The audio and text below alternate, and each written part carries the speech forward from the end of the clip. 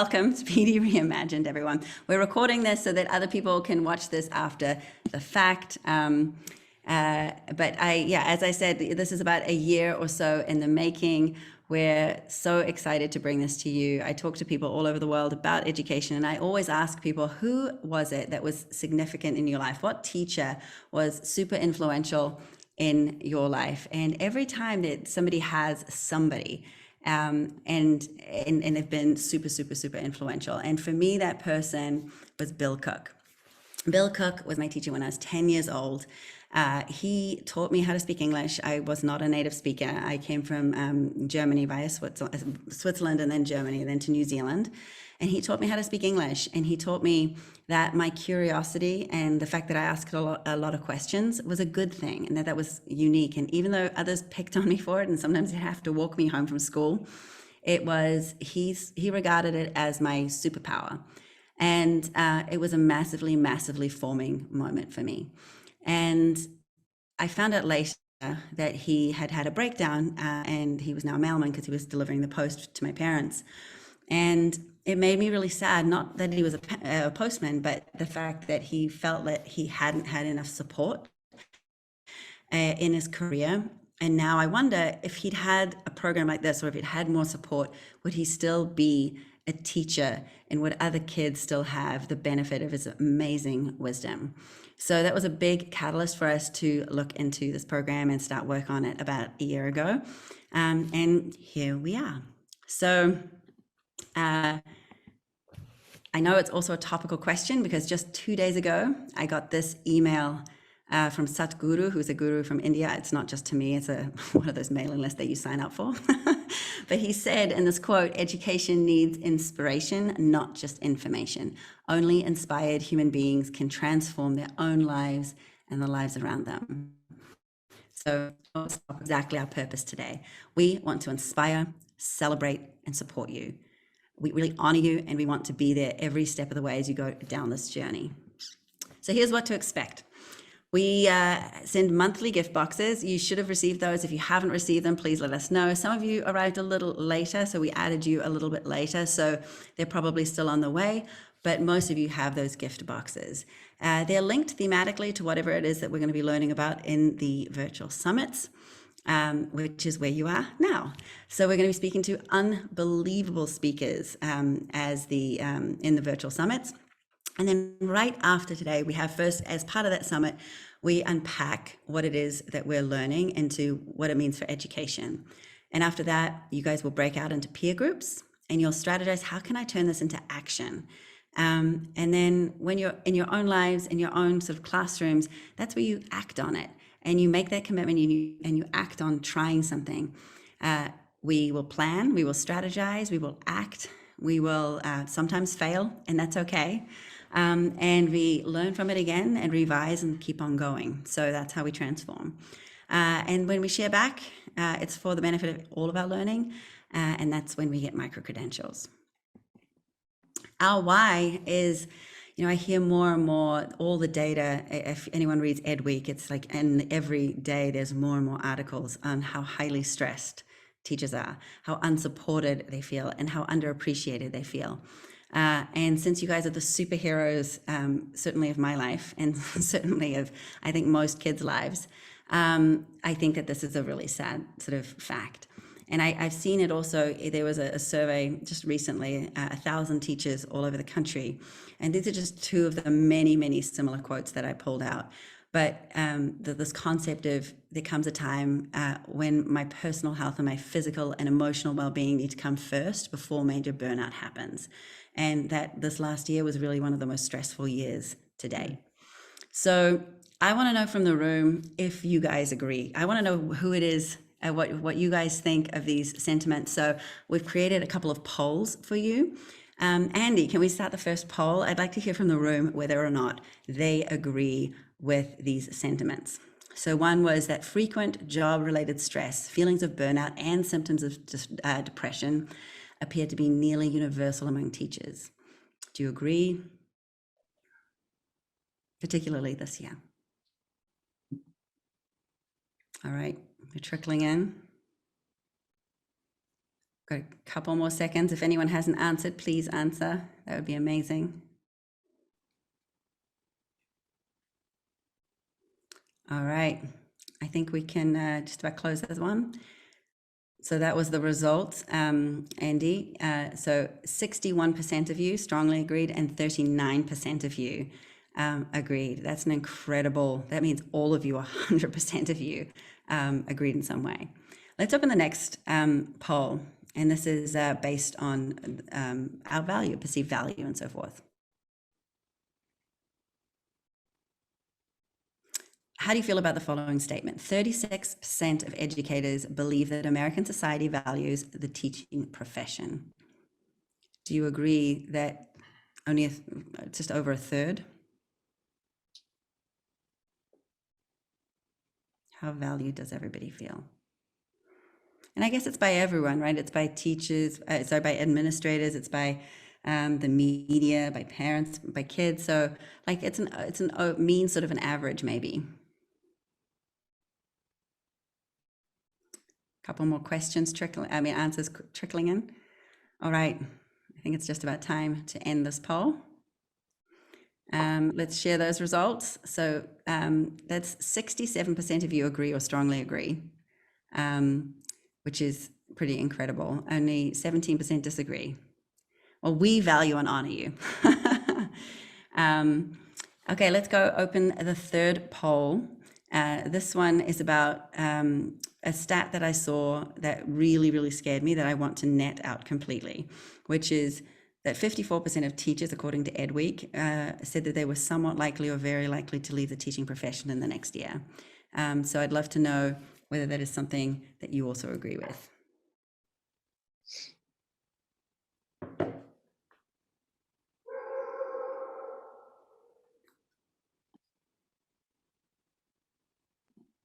Okay. A few more answers coming in here. All right. Let's share these results. So this says, Andy, can we, yeah, so this says that 63% of you are not surprised at all. Wow. And 21 said not very surprised. This is, I mean, pretty interesting stuff. So thank you guys for sharing your opinions. Really, really interesting. So we want to stop that though. We want to stop that trend. We want to have you feel as important as you actually are. So let me go to the next page. So you all saw, hopefully in the waiting area, some of you saw this video. You certainly in your gift boxes will have seen a few clues for who our virtual summit guest speaker is. Let me just pull a couple of these clues out. There's a bike, a back massager, a kind candle, Australian licorice, and a journal that reminds you that you totally got this. Australia broke their back twice, believes deeply in kindness, and is an Australian, and also plays cricket. So all of these clues together. Let's put one more poll out there as to who our virtual guest is.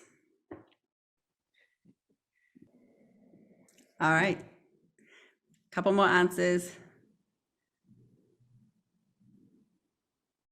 Nobody's picking the crocodile hunter. Come on. All right, time to close this poll. And indeed, 63% of you were correct, because I'd like to welcome this fabulous friend and amazing human being, Kath Koschel. Hey guys, how's it going? Thanks for having me. Should I go straight into this, Nadine, or what's the? Yeah, absolutely. Yeah, awesome. Do you know yeah, what? I think that you can have your own intro. Nobody tells your story better than you. Your video on? Yeah, amazing. I'm going to share screen, so just bear with me while I get there. But I actually think I'm going to change up how I normally begin in a bit of a different way, but I'm going to change that a little bit right now, more so that I felt like in your intro to the entire program, Nadine, I honestly thought I was hearing myself on a podcast or something, because everything you were saying about teachers and education and things like that are things that I genuinely and truly believe in. I think word for word, sometimes wherever I go and share my story, especially in front of educators, literally word for word is what comes out of my mouth. And I believe in teachers as well and teaching. And my teacher that I always remember was actually my year 12 teacher. So she took me through my final exams and things like that in English. And her name was Mrs. Bromhead. And I actually gave her a bit of a shout out in a podcast that I did about 2 years ago. And we sort of disconnected. And she ended up showing up at my only public speaking event at the Opera House about 3 months later. And I was able to embarrass the hell out of her in front of a live audience because she actually failed me in English in my year 12 oral exam. And there I was speaking in front of world leaders at the Opera House in front of 2,000 people. So she wasn't my favorite teacher because she failed me. The reason that she was my favorite teacher is because she cared.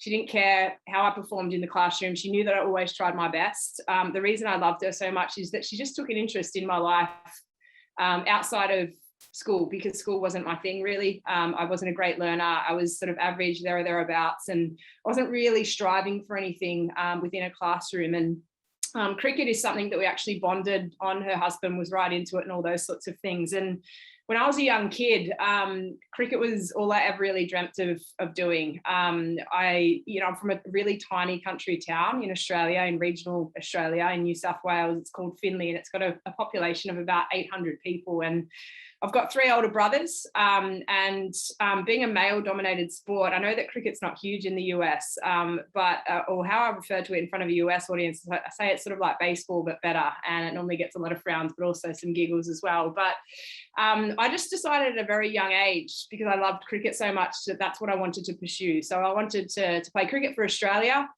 Which is a pretty audacious goal, considering it's our favourite sport and such a global sport as well. And I kept getting knocked back. So all my coaches and all that kind of said, we love your passion, your grit, and I guess your work ethic, but we don't think that you're ever going to make it to the level that you're aspiring towards. Why don't you focus in a career in sport administration and work in the game that way? And that sort of taught me something at a very early age, and that is that sometimes you need to believe in yourself before others can believe in you. And that became really important to me, to have that belief and all those sorts of things. I fast-tracked my uni degree at the age of 20, took all of my exams early because I was handed my first professional contract in the UK. So I went over to the UK in London, and I played for Middlesex at the home of cricket in Lords. And I spent the next 2 years there just refining my craft. So 2 years after that, the phone comes calling and they said, look, we've been keeping an eye on you in the UK. We're ready to pick you. Come back, and we're ready to pick you for New South Wales. So back I come to Australia, and I'd sort of started to notice a bit of pain in one of my legs, my limbs, but didn't really think too much of it. It wasn't that bad that it was stopping me from playing at that point in time. And I ended up debuting at the Adelaide Oval. I scored a 57 in a player of the match performance, got all the awards, accolades, all that kind of stuff, and held my spot for the next kind of couple of games, handpicked for Australia. That was all pretty amazing. And then 4 games into my international career, my life changed in an incredible way, and in a not too great way. I ended up breaking my back playing cricket. So I was fielding in a position called cover. The ball got hit past me very quickly. It raced off to the boundary.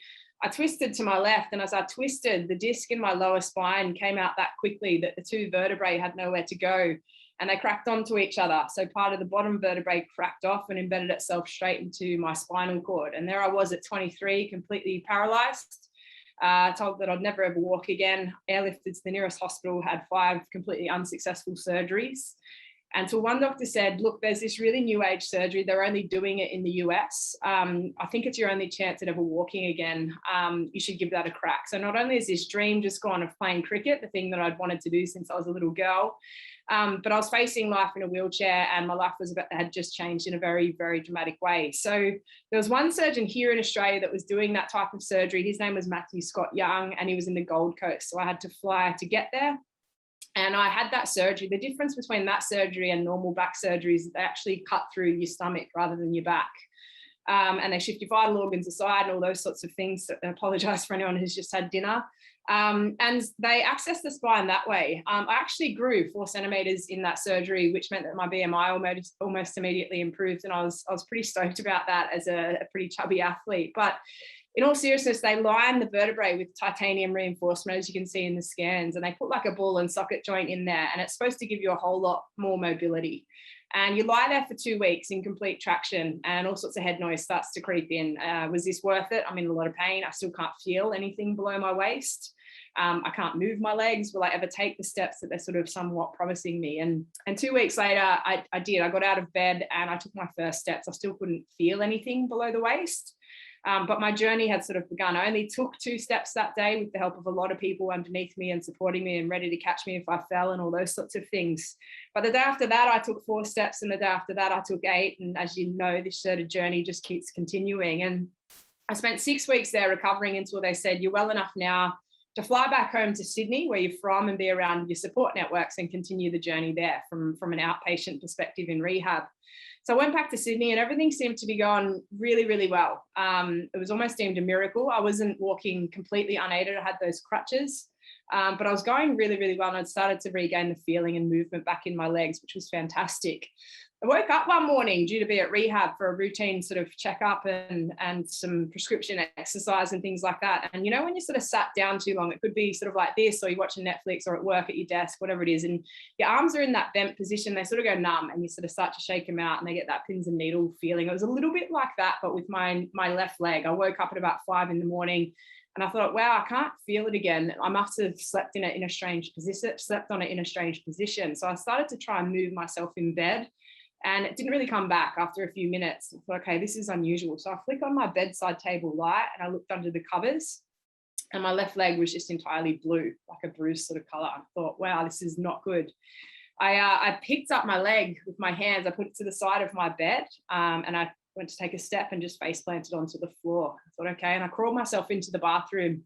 And it was there that I realized I had no idea that I was actually using the bathroom. And my surgeons had all warned me. They said, mate, if that ever happens, if your bladder and bowel shut down, it's life-threatening. You need to get straight to an emergency ward. So I crawled myself past my flatmate's rooms at 5 o'clock in the morning, put myself into the car. And because I had a working right leg, I started driving myself towards what I thought would be rehab. I'm really stubborn. It's not something that I'm proud of. It has good and bad sides to that. And I drove myself to hospital and I parked my car in the emergency bay and I crawled myself into the emergency ward at hospital and they said, ma'am, what on earth are you doing? And I said, this is how I woke up this morning. This is what the last 6 months of my life would look like. And they said, okay. And they put me into a wheelchair and they pushed me into the consult room with glass all the way around it.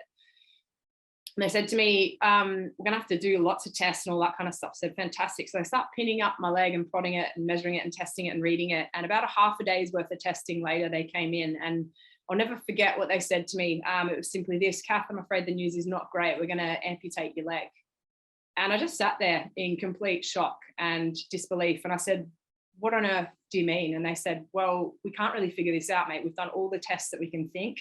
We're not really sure what's going on, but it's really serious. It's life-threatening. And I said, can you explain this a little bit deeper to me? And they said, okay, anyone with normal, healthy legs, limbs, depending on whether they're sitting, running, walking, crawling, whatever it is that they're doing, they've got a normal blood pressure reading anywhere between 90 and 100%. Anything below 20% is dire and anything below 10% is dead. And I said, okay, well, where am I? And they said, you're at 7% at one point this morning. And I said, okay. So that's why it's turned blue. It's essentially dead. They said, it is fluctuating between 7 and 14 though. And I said, okay, is that what we call hope and belief? And they said, they sort of chuckled and I said, guys, I never really anticipated that this is something that could happen to me. Can you give me something? Exercise, prescription, drugs, whatever it is that I can try and do to keep this. I just can't give it up without a fight. And they said, okay, we think exercise could help. And I said, great, I'm an athlete. I know exactly how to do that. And they said, look, Kath, you've got 2 weeks to get it back up to an acceptable level above 20. You have to have it tested every morning. And if not, if it drops below 10 again, it's gone on the spot. Do we have a deal? I said, of course. So my next 2 weeks look like this. I'd get up at sort of 5 in the morning and I'd go to the hospital or the rehab and I'd get it tested to make sure it was okay. Use the help of their practitioners there, get it moving, go to the local gym, use the help of the professionals there, go back home, go to the local gym again. And anyone that helped me that would know my struggle, they would. And I'd go back home and have dinner. And I had a 24-hour access pass to the Sydney Cricket Ground. It's a pretty historical venue here in Australia. And because of that athlete status, I could get there at any hour of the day. And I'd go in there at 2 o'clock in the morning, couldn't really sleep because of the stress and the anxiety of everything that I was facing. The security guards would notice the lights on in the gym And rather than coming down and kicking me out like they probably were well entitled to do, they would literally ask what my problem was. And I explained my situation, and he would literally get electrical tape, one of the security guards, strap my leg into a spin bike or a cross trainer, go back to his post, come back, unstrap me and strap me into the next machine. And it's the first time in my life that I genuinely felt appreciated and understood the power of kindness, what a person could do for another person when they needed it, and what that could mean to another person. I sort of lasted the 2 weeks. I couldn't get it back above 20, and I was due to be amputated the very next day on the spot. So I'd resigned myself to the fact that that was going to happen. And I don't really remember much about this part of my story. I'm really relying on my dad, my old man, telling me. I was staying at mum and dad's house that night. They were going to take me in for surgery the very next day. And I woke up at about 2 a.m, feeling pretty crook, pretty unwell, and I collapsed unconsciously onto the floor. The thud that it made, the sound in hitting the ground, woke my dad up. He picked me up, put me into the car, took me to the nearest hospital, St. George, at their home, and they did an entire body scan and realised that I was bleeding internally from the stomach wound that I mentioned earlier. What happened was the surgeon very accidentally and very slightly nicked the femoral artery that ran into my left leg, and because I had a lot of extensive nerve damage from spinal cord injury, the limited supply of blood simply wouldn't carry. So I'm raced off for more emergency surgery. And I wake up about 3 hours later, and I start feeling around for my leg, and it was attached. It still is to this day. I still can't feel it, but that's okay. And I sort of saw the panic, I think, in my eyes, and they said, look, mate, it is still attached. That's great, but you're not out of the woods. In order to keep yourself healthy, and if you ever want the chance at walking again, you need to go to rehab. So 6 to 12 months, pack up your life, quit your job, off to rehab you go. So that's where I went. I was 23 at the time. And in rehab, they had 3 categories. There were the over 65s, the over 75s, and the over 85s. So where do you reckon they put me at the age of 23? I was in the over 85s category. I won the calf raise competition every day, which I was pretty stoked about, being a competitive little beast that I was. But in all seriousness, here I was at 23. All I'd ever cared about in life was cricket. And there I am faced with the guy on the left, who was an 85-year-old war veteran who had bullet holes in his back and taught me a whole lot about life and perspective and anything beyond cricket, because simply if it didn't involve that, it wasn't really in my peripheral vision at that point in time. The woman on the right was actually my best mate from rehab. Daisy is what I called her. Her name wasn't Daisy, it was Iris. I called her Daisy because she called me Alice. She had dementia, had suffered a stroke, and actually thought I was her granddaughter, which warmed and broke my heart at the same time. She had the most amazing stories. I don't think any of them were true, but they were really awesome, and they made my time a little bit more bearable in rehab. I used to take her a cup of tea every single day at 3 o'clock, and she would tell me those stories, and it made my time, I guess, a little bit friendlier and a little bit less daunting for me to be in that environment.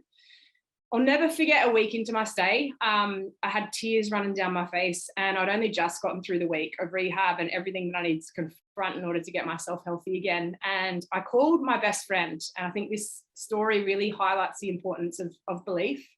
I called her with tears running down my face, like she could hear the despair in my voice. And I said, look, you got to come pick me up. And she said to me, Kath, I'm a little bit confused. You're in rehab. I know that. 6 to 12 months, that's where you are. What do you mean? Where do you need to go? And I said, I can't do this. I said, if they take my leg and if that means my health suffers as a result, then so be it. But this is not an environment that I can be in for 6 to 12 months. I've barely gotten through the first week. And she said this to me, and I could hear her voice cracking as well. And it still gives me goosebumps to this day. She said, Kath, this is absolutely breaking me to hear like this, to know that you're in this much distress and you're feeling so overwhelmed. She said, if I could do this for you, I would, but I can't. And that's what breaks me. She goes, what I can do is I can promise you that I believe in you. And I can promise you that I know that you've got this challenge, and I know that you can do this. I've seen you do hard things before. I love you. I'm going to walk this journey metaphorically side by side with you. If you call me at any hour of the day, I'll be there. I'll pick up the phone and we're going to do this together. And it really, I guess, her belief in me, finding someone who could have belief in me when I couldn't have that belief in myself, like I did as a little girl, to be able to play cricket and do all those sorts of things, it actually meant the world to me. And from that moment, I just said, right, if she believes in me, if she's got my back, then I need to show up for her too and return that serve. So I just committed myself to the process of walking. It's a very complex and complicated process, but when you break it down into small and bite-sized chunks, I think anything's possible, right? So I just went from bed to chair, chair to frame, frame to sticks, sticks to stick, and then you walk and you take some steps and then you're on your way, but much more harder, when you're doing it. My life changed in the most amazing ways, though. About 4 weeks into my stay, I ended up meeting a fellow patient. His name was Jim. He was a semi-professional rugby player, hadn't injured his spine playing rugby. Of all things, it was the Tough Mudder obstacle race. So he'd fallen awkwardly from a height and broken part of his back. And there we were, a very similar age, mindset, background, facing very similar challenges, ultimately, of learning how to walk again, when everyone was telling us that we wouldn't. And when he got there, I just took it upon myself to show him the ropes. So I guess I realized that recognized that it would have been nice for me to have that person, that buddy. And very quickly, our friendship turned into love, which is a little bit funny because who finds love in a rehab center? I did. It was absolutely amazing. And it's a time that I look back on my life with so much admiration and fondness within my heart and all those sorts of things. What made our time bearable in rehab was actually dreaming a life that would exist once we'd finished that, as the ultimate reward of pursuing and getting through rehab. So for us, those dreams that we were dreaming look like this. It would be 4 kids, 3 boys and a girl, just like my family, a house in Broadwater on the Gold Coast, pet turtles, and a dog named Saf. We dreamt often and like I never, ever have before. The 13th of November is a day that I'll never, ever forget. My rehab journey had come on full circle. I'd been there for 12 months. I was now considered an outpatient, which just meant that I visited rehab 3 mornings a week, and then I could go to work or home or do whatever I needed to do for the rest of the day. Jim had a day to go before he was to be considered that. We just put the lease on a house together. And these dreams that we'd been dreaming were about to come true the very next day. That night on the 13th of November in 2012, he passed away. It was suicide, and it absolutely crushed me beyond belief. Time changed for me that day, if not the time that was my life, and the time that I've ever had it easy. You know, when you're having one of those days when nothing seems to go right, it's the traffic, the Wi-Fi, the Zoom meetings, the dishes in the sink, the husband, the wife, the kids, the things that just keep piling up, those small, insignificant life moments that really seem to get to us. I was praying for them to matter to me again. First, I lose this dream of playing cricket, the thing that I'd wanted to do since I was a little girl. And then I lost the person who taught me that there was so much more to life than hitting a ball around a park. And it absolutely crushed me beyond belief. I hit rock bottom about 10 months after his passing, had a complete emotional breakdown and just lost all sense of self. Who am I? What am I doing? Why have I gone through these things at such a young age? And what on earth do they mean to me? I couldn't figure it out. I didn't know who to turn to, how to be, or what to do. And a couple of things happened. I ended up flying to the Gold Coast. We were about to start our life together in the house and all those sorts of things. And I sat down at a coffee table throughout this really solid period of grief where I was just so lost. And I don't know why it was there or what compelled me to do what I did next. But there was a piece of paper and a pen on this coffee table, nothing fancy. And I picked up the pen, and all of these names and faces of people kept flooding into my head. And they were names of faces of people who had ever helped me, family, friends, doctors, you name it.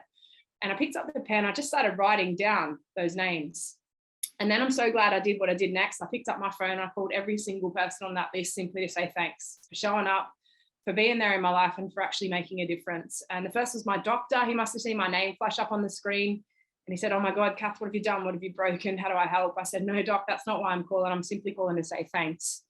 And he was quite shocked. And he said, "Before you go, I just need you to know that I'm so proud of you.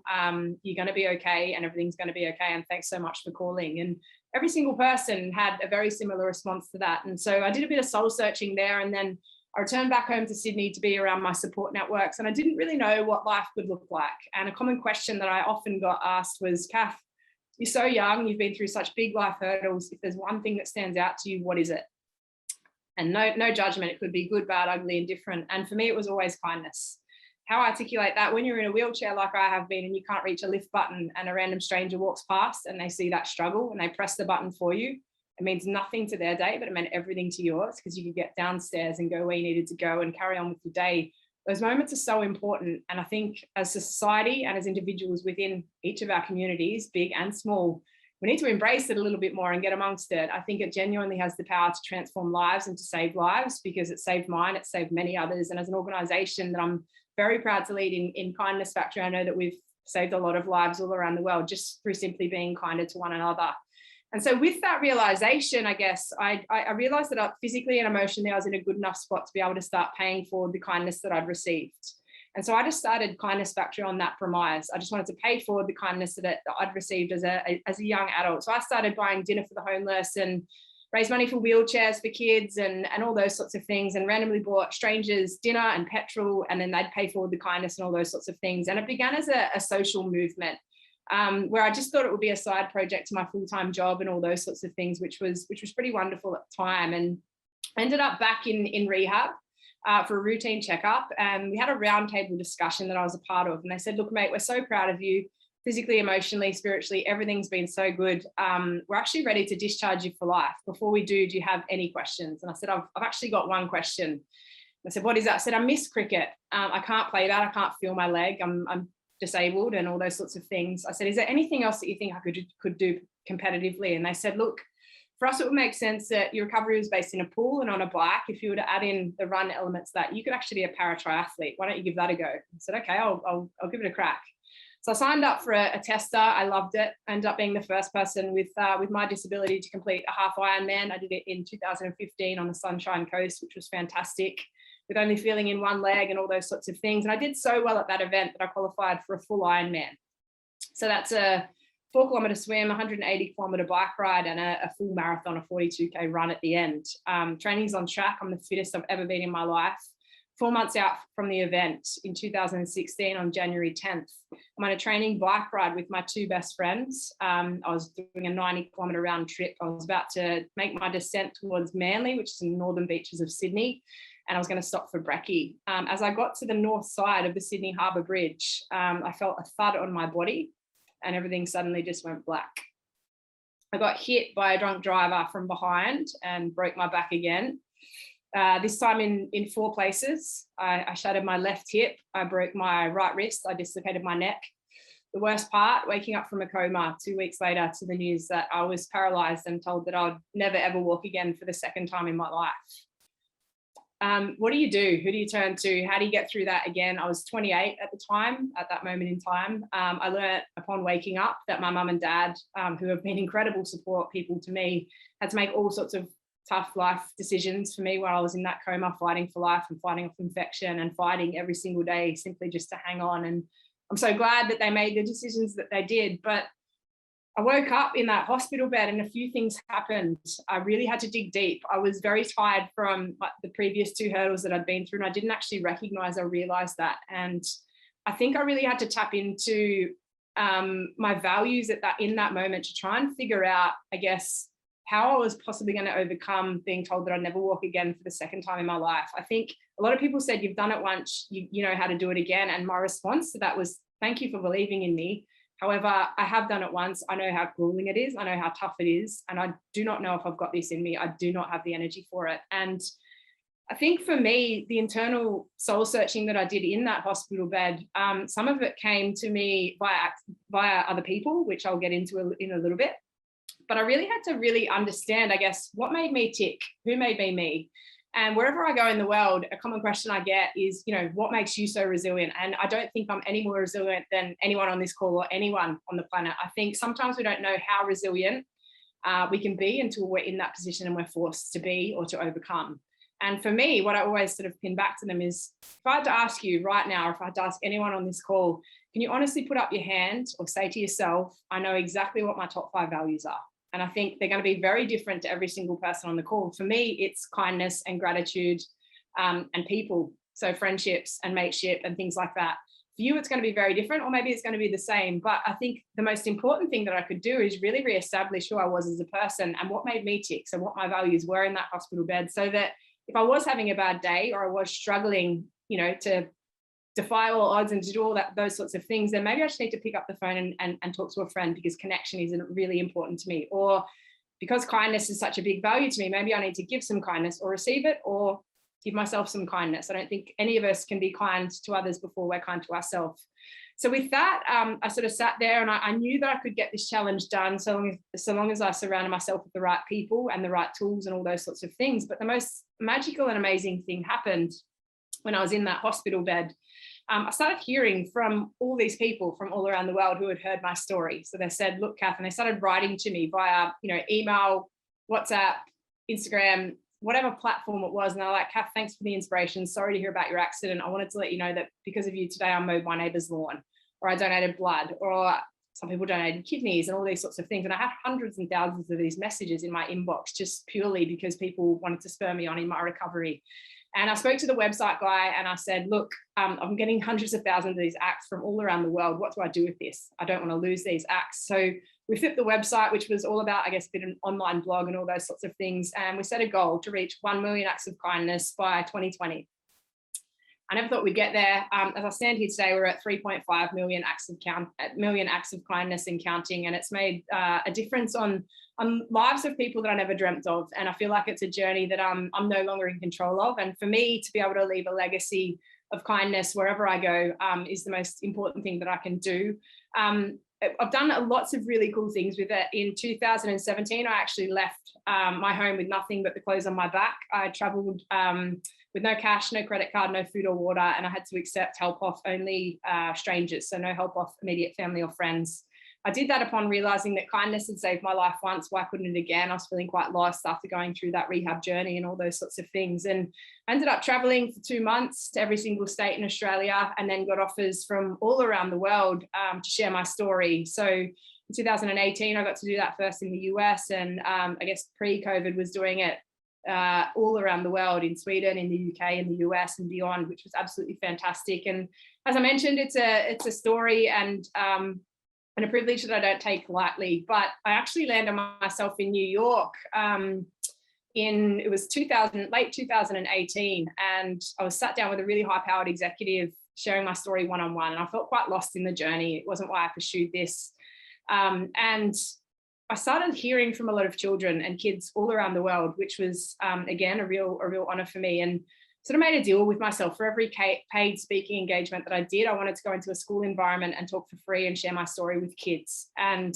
so I'd reach out and go, look, I'm in town, wherever that may be, in New York or in Australia or wherever it was, and I want to do a local talk in the school. Here's my story, and they'd go, of course, come in, etc. And I learned a whole lot about kids and adversity and all those sorts of things, and the issues that our youth certainly today are facing are very, I guess, universal in bullying and suicide ideation and all those sorts of things. And I wanted to be able to make a difference, but every talk that I gave, I'd kind of leave, and the teachers would almost chase me going, you've just created this amazing legacy where we don't think our kids are even going to bully anymore and all those sorts of things. But how do we as educators continue the legacy that you've created? Could you leave us with something? And I didn't ever have the answer. I couldn't go back, all those sorts of things. So I ended up partnering with Kaplan, who are an education provider, global one in the US, UK, beyond, here in Australia. And we ended up creating the Kindness Curriculum, which is now in 3,000 Australian schools, was launched into the US on World Kindness Day on the 13th of November last year. And it's now existing, I think, in 1,200 US schools, which is fantastic. It's in a pilot phase in the US at the moment. We've got a lot of work to do to get it to where it needs to go. But as I mentioned, this journey is one that I'm incredibly proud of. And to be honest, there's no one more important that I could speak to than a group of people such as yourself. So with that, I'll sort of close the story time. Thank Nadine for having me a part of this, and open it to questions. Thank you so much, Kath. You're incredible. Your story is just unlike anything I've ever heard ever before. But I think the depth of kindness and love that's inside of you, clearly from maybe in part because of that experience, is kind of very, very palpable.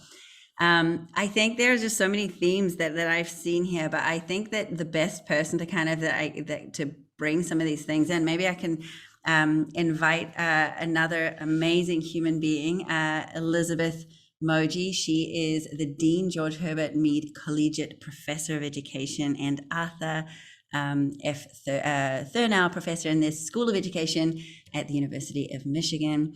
She used to be a former high school history and biology teacher.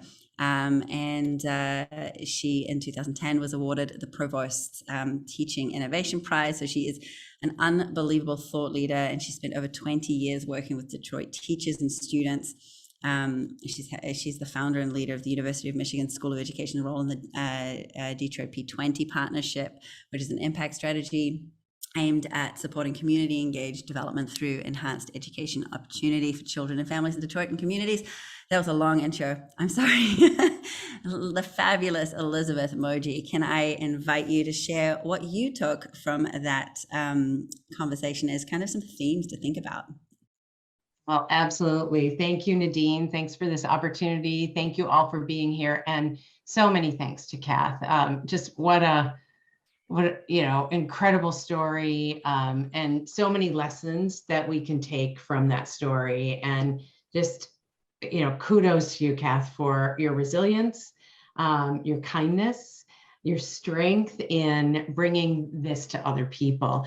And, I have a special place in my heart for people who've really had many challenges and met those challenges. My father in particular had a very challenging childhood and adulthood, and always demonstrated that resilience that you're showing. And it was such a model for me, and made me really want to do the work that I do. So I thank you for everything that you taught us tonight. And I took lots of notes and put together first a few themes around building resilience, because I really think that's what you can help us think about, is how we as educators help to build that kind of resilience through kindness, through love, and through care.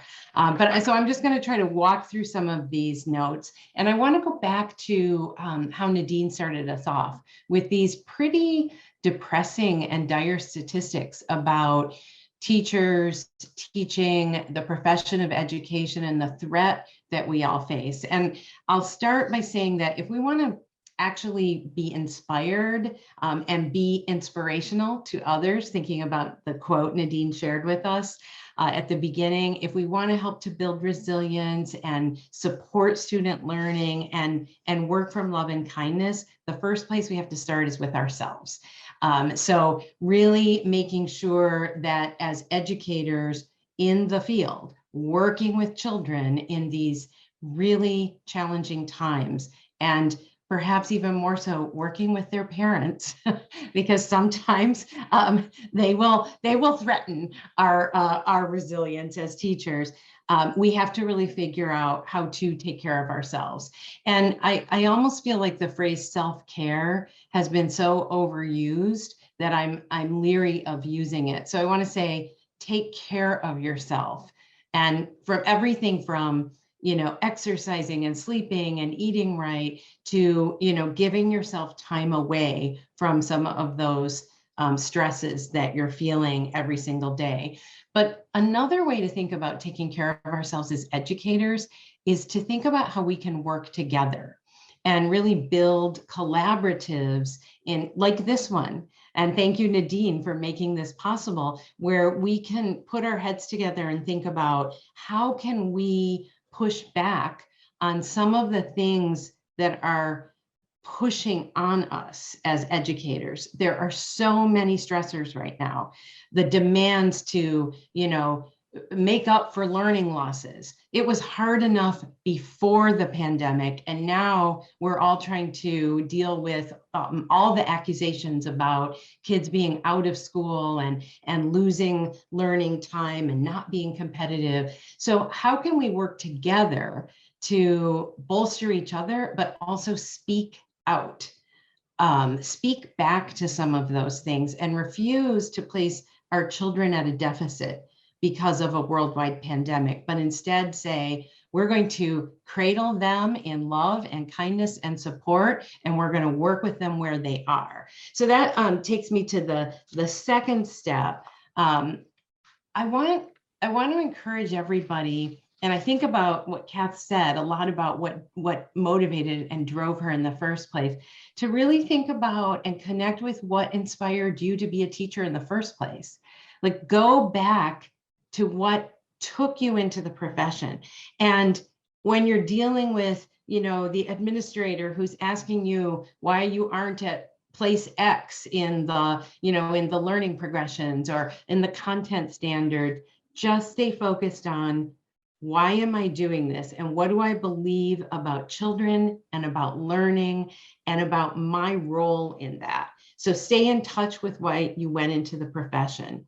I think the third step that I would take away is really, and this isn't directly from Kath's story, but it's related because Kath had a lot of experts who were helping her along this journey and helping her figure out, you know, what do I need to do next? And how am I going to address my physical health issues as well as my social and emotional health issues? So turn to the research.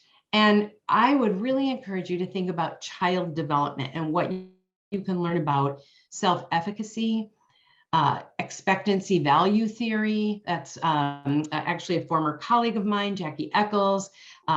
She's in California now at Irvine, is the foremost expert in expectancy value theory. And that is the notion that what we expect for children will lead to what they value, and what we believe about their ability to rise above and to meet challenges will actually lead to what they value. And then that actually drives, and she's demonstrated this empirically, drives their achievement related motivations. So they will actually enroll in classes.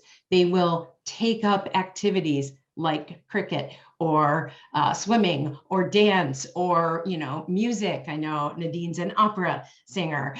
So they'll do things because of what messages they're getting from their socializers. That's parents, but it's also teachers.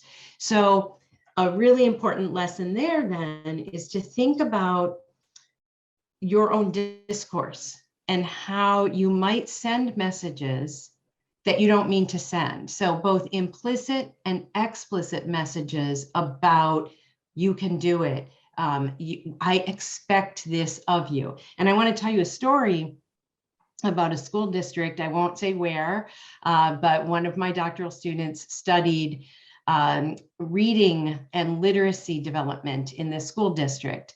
And with all good intentions, the district decided to test all the children going from 8th grade to 9th grade. And if they tested below a certain score, they would be put in remedial reading upon entering 9th grade. And they were handed cards that said, here's your schedule, you have this remedial reading class. From there, they separated the children into what they called motivated and unmotivated remedial readers, not demotivated, right? Not something that was happening around them, but actually inside them, that they were unmotivated. And over time, of course, the children acted as the expectancy was signaling them. They became unmotivated, demotivated, and they started engaging in negative, non-academic behaviors. The teachers started referring to them as the behaviors.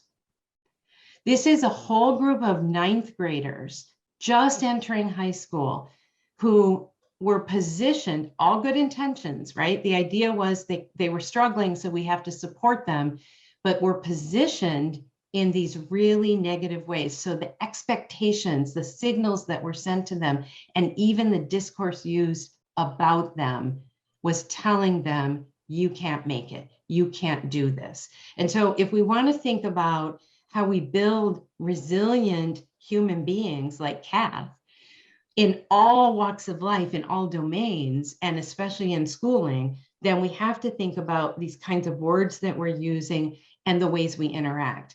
I also really want, we don't see this or hear this as much in Kath's story, but there may be ways Kath could talk about this. I want everybody to think about the role of race, ethnicity, class, gender, right? All of those dimensions of who we are and our identities, both as teachers and as our students, and how we might make assumptions about students on the basis of those identities. And sometimes we see behaviors that we associate with a particular identity and we mark it in negative ways. And so then our expectations are signaled that you won't be able to succeed. And we draw all kinds of assumptions, and that becomes this kind of spiral because the students then start to behave in those ways. I also really want to signal just some basic human things. We know, I bet every one of you knows about Maslow's hierarchy of need. And we know that children who are coming to school hungry, without sleep, we do some work in our School of Education with the School of Dentistry when we study kids with oral health issues, that is challenging their ability to learn and their ability to engage. And then we see them as disengaged or unmotivated. And then our expectations for them are lowered. And this whole sort of cycle of negative kinds of messages being sent to kids really develops. And when that kind of cycle develops, then it's really difficult to act with the kind of care and love and kindness that Kath is talking about. I wanted to make just a couple other points, and sorry, Nadine, I hope I'm not going on too long, but I'm so inspired by Kath. You go for it. Okay. Very quickly about this notion of care and love and kindness. A lot of times when people hear we need to be kind, or we need to care, or we need to love our students, they think that means we have to be friends with them. This is very hard for early career teachers, especially young teachers. I was 21 and I started teaching 18-year-olds. Can you imagine? It was, it's challenging to find the space where you can be loving and caring and signal that support without ending up being friends. But those of us who are parents know that kindness and love does not equate with just letting kids do whatever they want. They still have to brush their teeth. They still have to take baths. I'm sure that Kath's parents, you mentioned, Kath, when you were, when you were basically out of it, your parents were making all kinds of decisions. They were doing things with love and support, but those were hard decisions, right? And I'm sure there were times where they were pushing you that challenged you, but it was out of love and support. And our research shows this as well. And there are a whole host of studies. I won't cite them all, but students are far more engaged and rate teachers higher and have higher academic achievement when there are clear expectations, students are given responsibility and challenge and held to that responsibility and challenge, and when the work is joyful, meaningful, and purposeful. So that's the love and the kindness, but it's also about then holding them to expectations and not letting them off the hook, not letting them just say, I didn't feel like it, or I was tired. Now we do have to go back to, if they're hungry, if they haven't slept, we may have to intervene there, but you don't just kind of let kids do whatever. We also know that classroom emotional climate leads to higher, or is correlated with higher academic achievement. And there are all kinds of measures out there that you can actually use to assess your own classroom emotional climate. And then think about what you're doing to build that high expectation and love and care. And then finally, I'll just pull some threads out of this idea of building resilience. I think Kath's story really demonstrates patterns that we all need to think about as educators to build that kind of resilience. The first is kindness and love. The second is scaffolding. So we know that if we throw things that are too hard at kids, if they're in their, what we call their frustration zone, they will give up. If we give them things that they're independent, they don't need actually to practice, right? Kath didn't need to practice, well, probably practice your cricket playing, but there would be certain skills you didn't need to practice, others that you did. That kind of practicing is really only useful if you're in what we call the instructional zone. So we want kids to be in a place where they need to learn something from us, but they're not frustrated. And then we're supporting them and scaffolding them and pulling the scaffold out as they learn to do it. They have to have purpose and meaning, because that is what will give them joy and motivation to continue, as long as we demonstrate that we believe they can. And then finally, there's this really interesting study. It's pretty old, by Ruth Werner. I think it's 1984. where she showed that children who demonstrated resilience had been engaged in what she called acts of required helpfulness. And I really hear that in Kath's story. There were a lot of things that you were doing, Kath, that were helping other people. And there was, her theory was that having to help someone else helped her get past feeling sorry for herself, or, you know, get the people, the children she was studying. So think about how you build these acts of required helpfulness for your students that will enable them to build that kind of resilient behavior with kindness and love and clear expectations. So I'll stop there. Hopefully that was useful in some form. Thank you. Yes, absolutely. That was very, very helpful. I had one follow-up question for you, because we're about to be going into breakout rooms. And I really wanted to sort of give people an example, because what we want everyone to be doing in these breakout rooms is to collaboratively come up with, sort of unpack what they've just heard. First, I want you to get to know each other. These are peer groups, by the way, that are constant. So get to know each other and say hello, your name, a little bit about where you're from and so forth, a little context. But then I'd love you guys to share sort of the biggest aha moments. And then collectively, you're going to be talking about how could any of these learnings be turned into something that's actionable in your classrooms. So I just want to see, Elizabeth, if you have any sort of examples of how this could be turned into actionable sort of commitments that somebody can make to try something. Yeah, sure. There are so many ways that this could happen. I'll tell you what we do in our school in Detroit. All of the instruction is project and place-based. And when we build projects with kids, we ask them to engage in those acts of required helpfulness and those, kind of thoughtful interventions on real problems in their community. So one thing I would think about is, what are the kinds of projects you could do at your grade level with your students that would help them learn literacy and math and science and social studies, all of those things, but also help to build this idea of, I'm a problem solver. I'm contributing to something in my community. So we have kids working on, how to improve the school lunch program at their high school. They're tired of having pizza every day. We have kids working on, community gardens. We have kids working on all kinds of like belongingness issues in their school, and trying to help people learn how to make friends. And those projects require them to do a lot of research that helps to build basic skills, but also starts to build that sense of resilience and empathy and care for each other. So maybe think about, like, what kinds of small projects could we start with in our school, and what would it take to actually carry out a project, perhaps all year long, all semester long, all quarter. Ours usually go by the quarter, but they build towards something big. We're doing one on climate change. In world history, believe it or not. So, and there's so much detail that I could give there, but maybe think about some of those kinds of small projects that you could try out. Great. And I think, the kindness curriculum is also there for anyone that wants to try that. I think belief walls can be really great.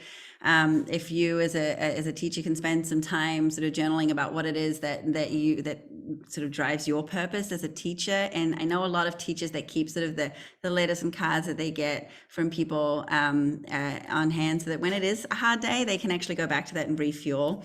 So there's a lot of different things, but I'd like you guys to go into these groups, introduce yourself, and come up with sort of some kind of strategize what you just heard, and come up with a commitment that you guys can sort of try something new and see how it goes. So we're going to put you guys into breakout rooms right now. But thank you again, Kath. Thank you, Elizabeth, so much for joining us tonight. We really are very honored to have you. So thank you.